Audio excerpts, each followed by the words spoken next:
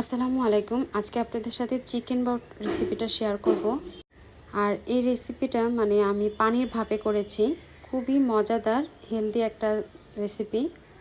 আর আমি এটা স্মোকি ফ্লেভারে করেছি। এটা আরও সুগন্ধযুক্ত একটি খাবার, খুবই মজাদার। কেউ কিন্তু একবার হলো ট্রাই করবেন, মিস করবেন না। আর এটা কোরিয়ান একটা রেসিপি, খুবই মজাদার।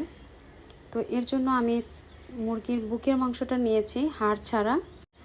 এখন মাংসটা ভালো করে পরিষ্কার করে নিয়েছি। এখন এর ভিতরে দিয়ে দিচ্ছি লবণ, আর দিয়ে দিচ্ছি রসুন বাটা হাফ চামচ, আদা বাটা দিয়ে দিচ্ছি হাফ চামচ, আর এখানে দিয়ে দেব গোলমরিচের গুঁড়া। গোলমরিচ গুঁড়া দিয়েছি আমি হাফ চামচ, আর এক টুকরা লেবু চিপে এর রসটা আমি দিয়েছি।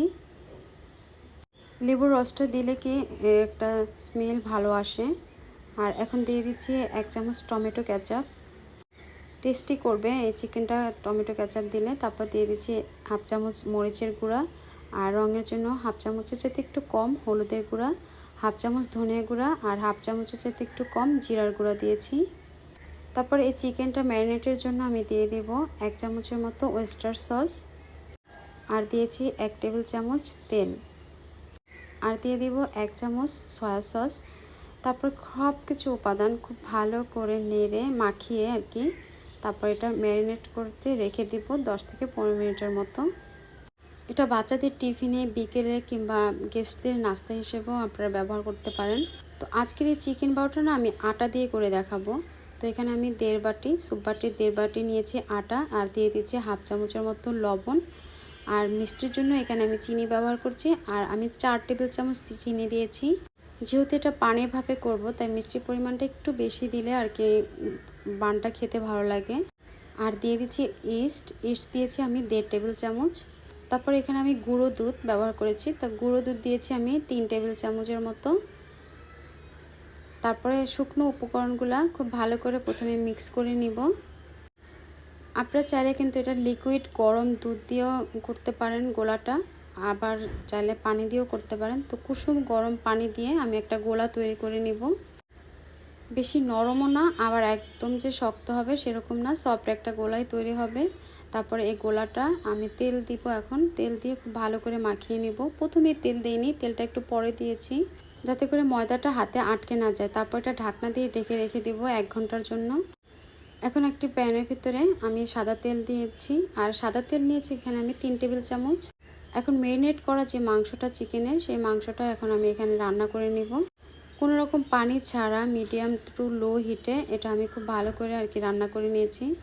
10 থেকে 15 মিনিটের মধ্যেই এই চিকেনটা কিন্তু হয়ে যাবে। আর এখানে এক্সট্রা কোনো পানি ব্যবহার করার দরকার নেই। তো এই চিকেনটার ভিতরে আমি একটু স্মোকি ফ্লেভার আনতে চাচ্ছি, এর জন্য এক টুকরা কাঠকে পুড়িয়ে তারপর আমি কলার মতো করেছি। একদম পোড়া যাবে না, যাতে একটু ভিতরে কাঠ থাকে। তারপরে স্টিলের বাটিতে নিয়ে তারপর তো সেটা তো আমার প্রথমতেই আপনারা দেখে ফেলেছেন, ঢাকনা দিয়ে ঢেকে রেখে দেব। তারপর যে আটাটা আমি রেখে দিয়েছিলাম 1 ঘন্টার জন্য, সেটা এখন খুব ভালো করে ময়ান দিয়ে নিতে হবে। তারপর ছোট ছোট করে আমি এটা গোলা করে নিয়েছি, আর ছোট ছোট রুটি তৈরি করে নেব। এখানে চাইলে আপনারা বড় করেও তৈরি করতে পারেন। এটা আসলে যার যার পছন্দের ব্যাপার। তো এরকম সাইজের ছোট ছোট করে আমি রুটিগুলো তৈরি করেছি। এখন একটা সাইডে আমি একটু বাটার লাগিয়ে নেব। আর বাটার লাগানোর কারণে এর যে ভাঁজটা পরে খোলা যাবে, নতুবা কিন্তু আটকে যাবে। আর ভাঁজটা খুলেই কিন্তু আমি চিকেনটা এখানে ব্যবহার করব। এখন আর একটা ফ্রায়ার প্যানের ভিতরে আমি 1 কাপ পরিমাণে পানি নিয়েছি। তারপর ঢাকনা দিয়ে পানিটা ফুটে ওঠা পর্যন্ত অপেক্ষা করব। রেসিপি ভালো লাগলে প্লিজ রিকোয়েস্ট থাকলো আমার চ্যানেলটি সাবস্ক্রাইব করে আমার পাশে থাকার। তারপর এই পানির ভিতরে আমি একটু বাটার দিয়ে দিব।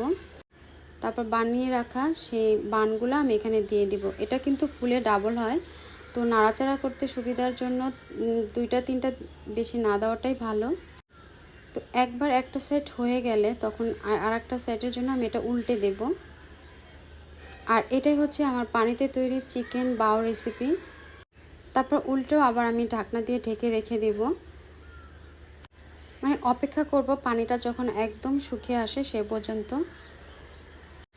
তো আমার এই পানিটা কিন্তু একদম শুকিয়ে এসেছে। তো এরকম দেখতে একটু কেমন কেমন লাগে, ভালো লাগে না। তবে এখন কিন্তু হয়ে গেছে বানটা। আপনারা কিন্তু এটা উঠিয়ে এভাবে পরিবেশন করতে পারেন। তো আমার একটু মানে পোড়া পোড়া হলে আর কি ভালো লাগে, এর জন্য এখানে আমি সামান্য একটুখানি তেল দিয়েছি। তারপরে রুটিগুলোর গায়ে যাতে একটু দাগ লেগে যায় আর কি, সেরকমভাবে আমি এই বানগুলো আবার একটু ভেজে নেব। তো এই পর্যায়ে আমি এটা নামিয়ে নেব। এই যে দেখুন একদম খোলা যাচ্ছে। তো এখন এর ভিতরে মেয়োনিজ এর একটা ডেকোরেশন করেছি, মানে মেয়োনিজের ভিতরে আমি টমেটো কেচাপ, চিলি সস আর গোলমরিচ চিনি দিয়ে আমি মেয়োনিজটা একটু মাখিয়ে নিয়েছি। তারপর মেয়োনিজ দিয়ে দিলাম, তারপর চিকেন যে রান্না করেছিলাম সেই চিকেনটা আমি বানের ভিতরে দিয়ে দিলাম। তারপর একটা পেঁয়াজ দিয়েছি। আবার এখানে চাইলে কিন্তু সালাদও দেওয়া যেতে পারে। তো আর কিছুই করলাম না, এমনিতেই অনেক টেস্টি হয়েছে, অনেক মজা হয়েছে।